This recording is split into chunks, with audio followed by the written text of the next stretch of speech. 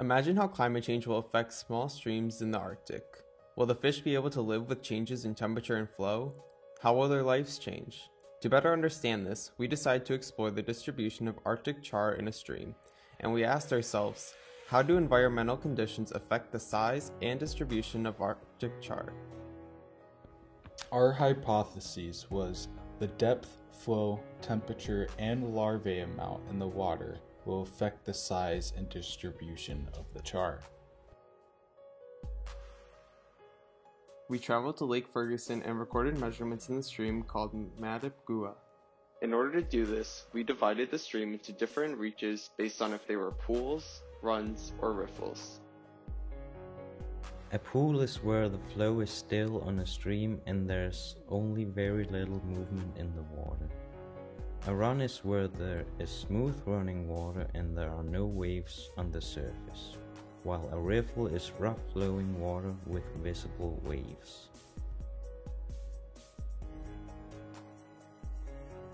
After we divided the stream into different regions based on flow types, we counted how many blackfly larvae there were in each habitat.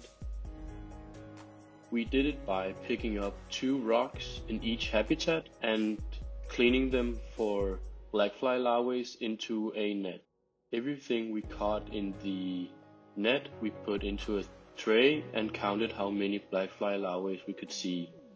We used 2 different methods to measure the amount of Arctic char. At first we tried using the same for each region, but then decided to spend 2 minutes counting fish, then 5 minutes trying to catch, as we found it too difficult to use the same for certain different surface types, and only use the same for catching whenever possible.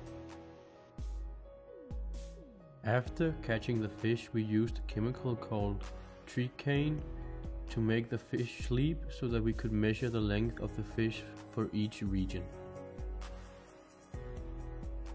We measured the depth of the reach using an ablation stick at the deepest point. We measured the water flow by putting an apple in the water and then timing how long it took to travel a certain distance. We recorded the length of the reach either using a measuring tape or by taking steps in the water and converting those steps into meters. We were using the YSI, which records temperature, pH, and dissolved oxygen in the water.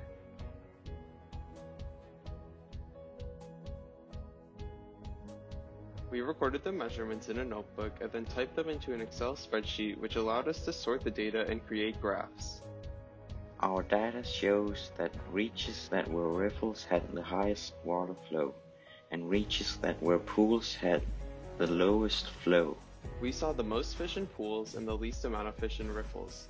This shows that char seem to prefer pools over areas with high water flow for spending most of their time. We also found that there was more larvae in riffles and lower amounts in pools.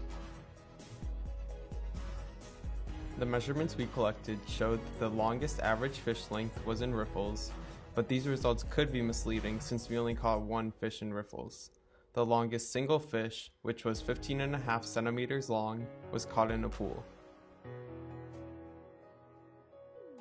We discovered that there were more fish living in pools, but there are way more blackfly larvae in the runs and riffles, which are their main diet. We observed fish traveling down the streams, so perhaps they travel for food, but remain in pools for the rest of their time to conserve energy. It takes less energy to remain in still water compared to swimming against the current in moving water. Another explanation could be that the fish eat food from the surface of the water, which is easier to access in areas with slower moving water such as pools.